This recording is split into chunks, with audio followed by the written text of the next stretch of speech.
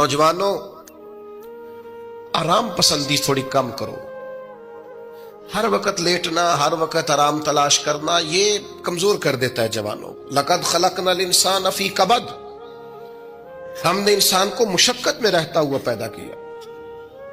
मैंने अभी दोस्तों से कहा है, फिर आपकी खिदमत में अर्ज करता हूं, रात हो गई है तकरीबन 11 घंटे की। 7 बजे शाह होती है और 6 बजे के बाद ही उमूमन सब जगहों पे फजर की नमाज होती है, तो 11 घंटे की रात बनती। बहुत ज्यादा भी डॉक्टर कहता है कोई सोए तो 8 घंटे सो ले, नींद पूरी है।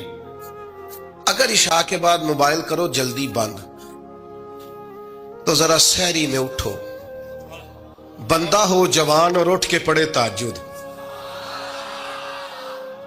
तो मजा नहीं आ जाता। और जो सहरी के वक्त दुआ का मजा है, जो दुआ की लज्जत है, नबी करीम अलैहिस्सलाम ने सुबह सुबह सैयदा पाक को आवाज दे के कहा, ये हमारी तालीम के लिए, फरमाया उठो, ये रब करीम से सवाल करने का वक्त है। पिछली रहमत, पिछली राती रहमत रब दी करे बुलंद आवाजा, ओ बख्शिश मंगन वाले कारण खुला जे दरवाजा। लेकिन हमारा मसला ये है कि जिस टाइम जागना है उस टाइम सोते हैं, जिस टाइम सोना है उस टाइम। एक गुजारिश तो ये है कि कोशिश करें इन रातों में तो कम से कम तहज्जुद पढ़ी जाए, और ये कोशिश करके देखें, मजा आएगा। और फिर इधर उधर लोगों को दुख बताने की बजाय ना, जब तहज्जुद की 2 रकते पढ़ ले तो सारा अपने रब की बारगाह में अर्ज कर दे, बोझ भी हल्का होगा दिल का, राज भी रखा जाएगा और करम भी हो जाएगा। और दूसरी गुजारिश ये है कि सरकार दो आलम अलैहिस्सलाम ने नौजवानों से कहा था, जवानों या निकाह करो या रोजे रखो। ये बड़े आसान दिन है रोजे रखने के लिए। रखें जी, आप लोग बैठ जाए, अल्लाह आपको सलामत रखे, अल्लाह ताला बरकत दे। आप भी बैठ जाए, अल्लाह ताला सबको बरकत अता करे। ये हुजूर के नाम की महफिल है ना जी, इसका अदब बहुत ज्यादा है। इसमें आप इस तरह खेलेंगे मोबाइलों के साथ तो ये वैसे ही अदब के खिलाफ। अल्लाह से 2-4 दोस्त बना लें, बाकियों को दे दें, काफी हो गया, लेकिन ये इस पे मसरूफ ना हो आप। भाइयों, अल्लाह करीम ने इरशाद फरमाया कि वदाइयन इलल्लाह, हमने आपको दाइये इलल्लाह बनाया है, अल्लाह की जानिब दावत देने वाला। नबी अकरम सल्लल्लाहु ताला अलैहि वसल्लम ने जो अकायद और नजरियात हमें अता किए, अकीदा तौहीद और रिसालत की सूरत में, वो अकायद इतने जानदार और इतने मजबूत हैं कि वो बंदा मोमिन को ताकतवर कर देते हैं। आप देखिए, अरब के लोग मुख्तलिफ किस्म की ओहाम परस्तियों का शिकार थे। उनका यह ख्याल था कि जब हज करके वो आए हैं तो वो घरों के दरवाजों से दाखिल नहीं हुआ करते थे, बल्कि छतों से कूद कर आते। और कुरान मजीद फरमाता है कि इसको नेकी जानते वो। फिर वो बैतुल्लाह शरीफ का तवाफ करते तो माज़अल्लाह कपड़े उतार के करते। ओहाम परस्तियां, तरह तरह की बातें। मिस्र में एक दरिया था, एक औरत को ज़िबा करके डालेंगे तो फिर दरिया चलेगा। मुख्तलिफ ओहाम लोगों ने पाल लिए थे। आज भी मुसलमानों के अंदर ढेर सारी ऐसी चीजें आ गई हैं जो ज़ोफ एतिकादी का बायस बनती है। इसकी को जरा कम कर दें भाई। आप देखिए, लोग उलमा के पास नहीं जाते, बाबाओं के पास जाते। तावीज़, धागा, काला जादू, नीला जादू। जिस नौजवान का काम करने को दिल नहीं करता उसे जादू हो जाता है। और फिर ये कि काली बिल्ली रास्ता काट गई थी, और फिर ये कि मैं बाहर निकलने लगा तो किसी ने आवाज दे दी थी। अजीब किस्म की ओहाम परस्तियों का लोग शिकार है। नबी पाक सल्लल्लाहु ताला अलैहि वसल्लम दाइये इलल्लाह है। सरकार ने लोगों के नजरियात को पुख्ता किया। हुजूर अलैहिस्सलाम के फयूजात रूहानिया से लोगों के दिल ताकतवर होते थे। मजबूत फिक्रें, मजबूत अकीदे सरकार के वसीले से मुसलमानों को नसीब हुए। हम जैसे जैसे देखे ना, तसव्वुफ और तरीक में आपको अर्ज करूं, सूफिया किराम का असल मौजू अकीदा तौहीद है। असल मौजू इनका है। ये वो लोग हैं जो लोगों को सही मानों में तवक्कुल का صبر کا، شکر کا، قناعت کا، رجوع اللہ کا سبق دیتے ہیں. اصل موضوع ہی ان کا ہے. لیکن اب چونکہ صوفیاء کی جماعت میں وہ لوگ اللہ ماشاءاللہ خال خال رہ گئے، اور پھر یہ کہ بیٹھ گئے تعویذ دھاگے دینے والے، زاغوں کے تصرف میں، عقابوں کے نشے من. نتیجہ اس کا بڑا خطرناک برآمد ہوتا ہے. مضبوط فکریں، کبھی آپ اس روایت کو دیکھیں اور یاد کر لیں نا تو یہ بڑا نفع دیتی ہے. نبی کریم علیہ السلام نے حضرت عبداللہ ابن عباس رضی اللہ تعالیٰ عنہ سے فرمایا، عبداللہ، ساری دنیا مل کے تیرا بھلا کرنا چاہے کر نہیں سکتی جب تک رب نہ چاہے. اور فرمایا سارے دنیا دار مل کے تیرا کچھ بگاڑنا چاہیں بگاڑ نہیں سکتے جب تک رب نہ چھوڑ دے بیٹا آپ، جب تک اللہ نہ چاہے. تو پھر رجوع تو اللہ کی جانب کرنا چاہیے. نبی اکرم صلی اللہ تعالی علیہ وسلم نے اپنی امت کو توانائی اس بات سے دی کہ اللہ ہمارے ساتھ ہے. آپ دیکھیے فکری تندرستی کتنی زیادہ ہے کہ 1000 کے مقابلے میں 313 لوگ ہیں. نہ اسلحہ پورا ہے، نہ گھوڑے پورے ہیں، نہ خوراک پوری ہے، لیکن وہ میدانوں میں اس طرح لڑے ہیں کہ 1000 کو بھاگنے پر مجبور کر دیا. وہ ابو جہل نے جب کہا نا جاسوسوں سے کہ جاؤ پتہ کر کے آؤ، تو انہوں نے آ کے کہا وہ تو 313 لوگ ہیں، بچے بھی ہیں، بوڑھے بھی ہیں، چیز کوئی نہیں پاس. تو ابو جہل کہنے لگا پھر تو انہیں گھوڑوں کی پشتوں پر باندھ کے مکے لے جائیں گے، وہاں جا کے دیکھیں گے کیا کرنا ہے. تو جاسوس کہنے لگا سردار اگلی بات بھی سننا، ہے تو 313 لیکن جان ہتھیلی پہ رکھ کے آئے. جس کے خیمے کے پاس سے گزرے ہیں شہادت کی دعا مانگتے دیکھا ہے. ان کی آنکھوں سے چمکتی ہوئی روشنی اور ان کے لفظوں سے پھوٹتا ہوا ولولہ اور ان کی آوازوں سے نکلتا ہوا دبدبا کسی جگہ بھی انہیں کمزور نہیں ہونے دیتا. ان کے اندر کہیں بھی کوئی کمزوری نہیں آنے دیتا. غریبی کا نام لے کے سارا دن پریشان ہونا، غریبی کا نام لے کے اپنے آپ کو مظلوم ثابت کر کے لوگوں کو مدد پر اکسانا بندہ مومن کا یہ طریقہ نہیں ہے. اپنی توجہ اللہ کی جانب کرے، نبی رحمت علیہ السلام کی بارگاہ میں استغاثہ پیش کرے. لیکن دنیا داروں کو مائل کرنا، لوگوں کی جیبوں کی طرف دیکھنا، یہ مومن کی شان گردن کو جھکا دیتا ہے. خیرات کا پتھر جہاں میں مانگنے والوں کے سر کبھی اونچے نہیں ہوتے. اور غیرت ہے بڑی چیز جہانے تگو دو میں. بھائی آپ طاقتور بنے. دیکھیں نا ایک نوجوان نے آ کے حضور کی بارگاہ عالی مرتبت میں عرض کیا تھا، یا رسول اللہ صلی اللہ علیہ وسلم غریب ہوں کچھ دیجئے. تو حضرت جابر ابن عبداللہ رضی اللہ تعالیٰ عنہ فرماتے ہیں ہم نے حضور سے بڑا کچھ سنا، یہ لفظ نہیں لفظ لا، یعنی میرے پاس نہیں ہے، یہ ہم نے حضور سے سنا ہی نہیں. ایسا کوئی محبوب کہیں ہوگا نہ کہیں ہے، بیٹھا ہے چٹائی پہ مگر عرش نشیں ہے، اور ملتا نہیں کونین کو کیا کیا تیرے در سے، بس ایک لفظ نہیں ہے جو تیرے لب پہ نہیں ہے. اور یہ فاضل بریلوی رحمت اللہ علیہ کا انداز بھی دیکھیے، کہتے ہیں واہ کیا جود و کرم ہے شہ بتہا تیرا. اور یہ ذرا دیکھیے شعری ذوق دیکھیے، واہ کیا جود و کرم ہے شہ بتہا تیرا، نہیں سنتا ہی نہیں. نہیں کیا انداز ہے.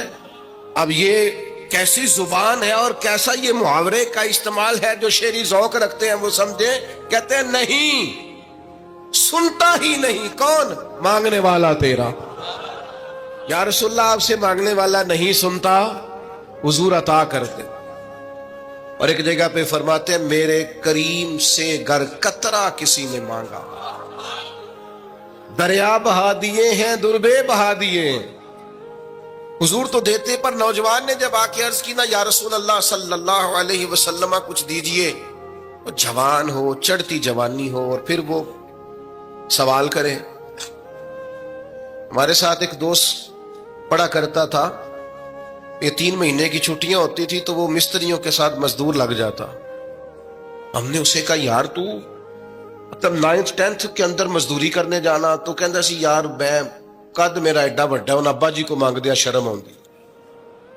یہ سوچ نوجوانوں میں پیدا ہونی ضروری ہے. اب میں ابا جی سے مانگوں, مجھے تو دینا چاہیے.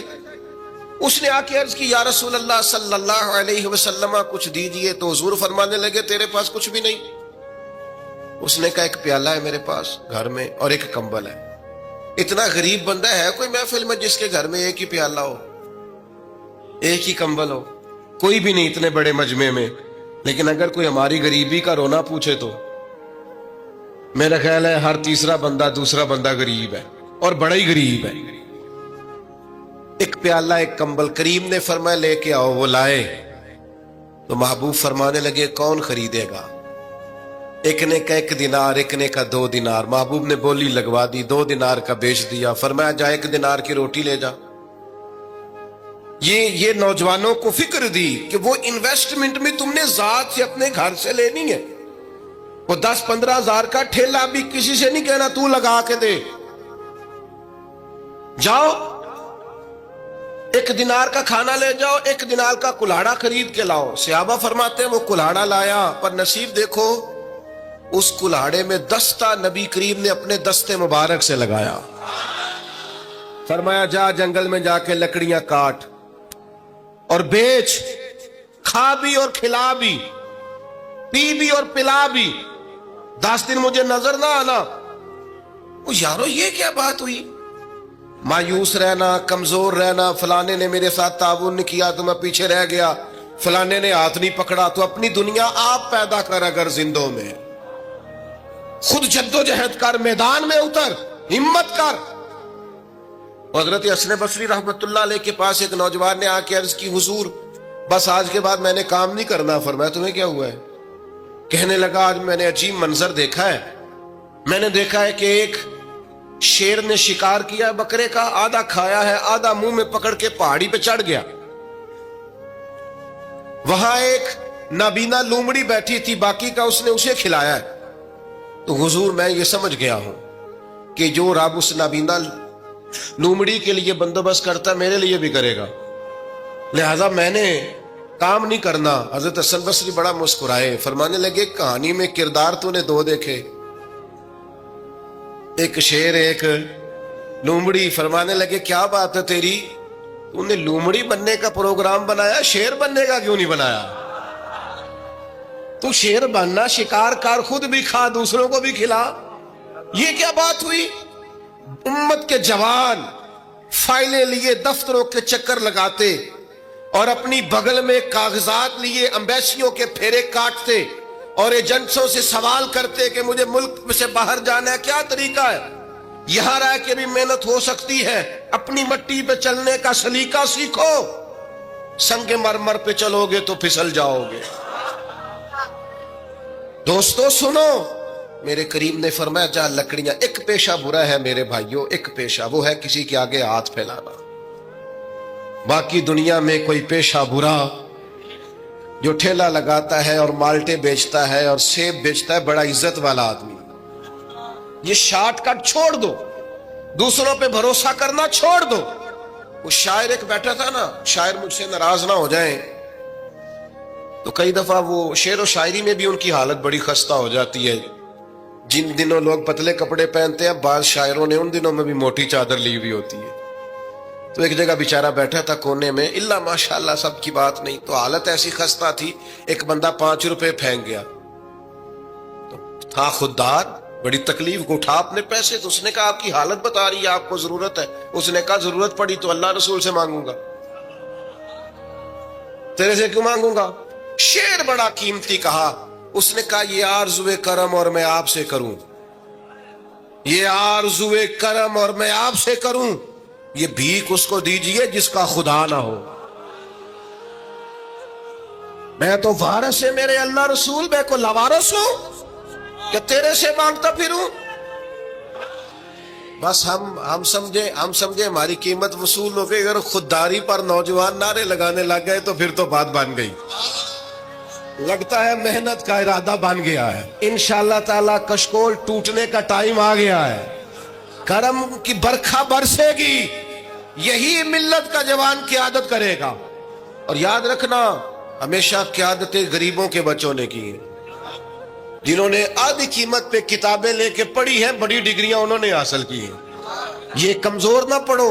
نبی پاک داعیہ اللہ ہے, حضور نے جگایا ہے. 15 دن نظر نہ آنا, مزدوری کر. وہ نوجوان 15 دنوں کے بعد آیا. اب تیرا حال کیا ہے؟ اس نے کہا حضور پہلے ایک پیالہ تھا نا, اب سارے گھر کے برتن بن گئے. پہلے ایک بستر تھا, اب سارے گھر کے بستر. اور نوجوانوں, ہم نے سہارا بننا ہے. ماں سے کہنا ہے اب تو نے آنسو نہیں بہانے, تیرا پتر بڑا ہو گیا ہے.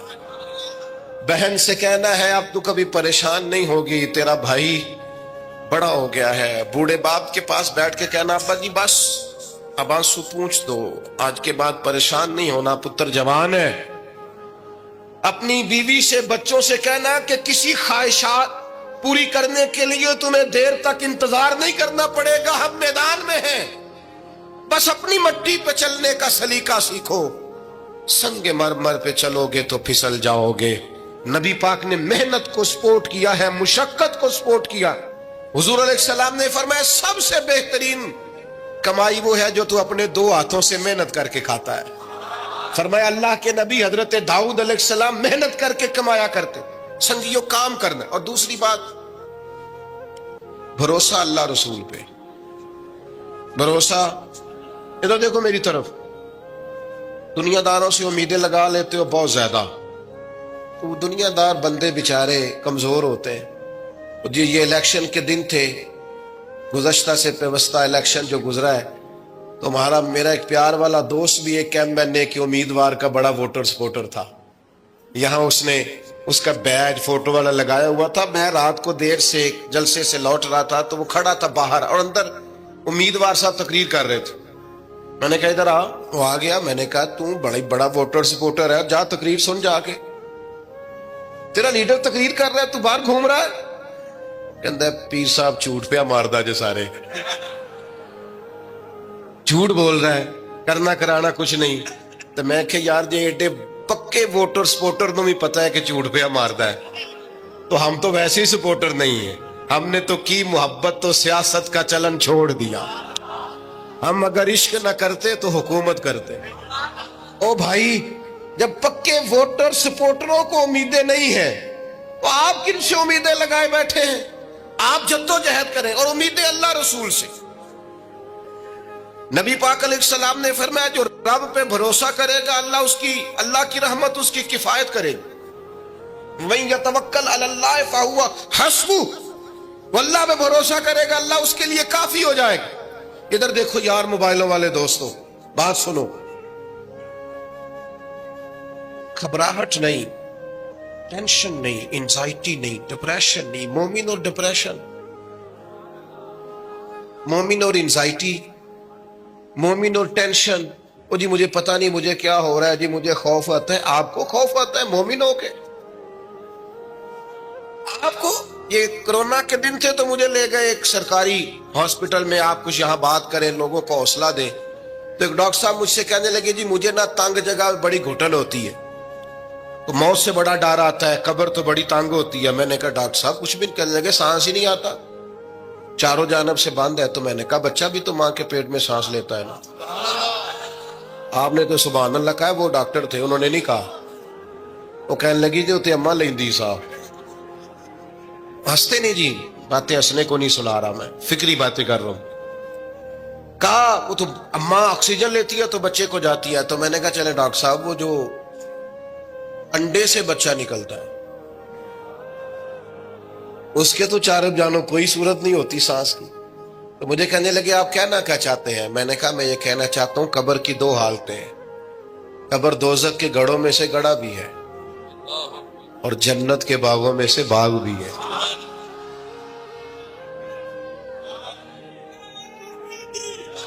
سنو یار, اللہ آپ کو خوش ہو. ماشاء اللہ. سنیں جی سنیں.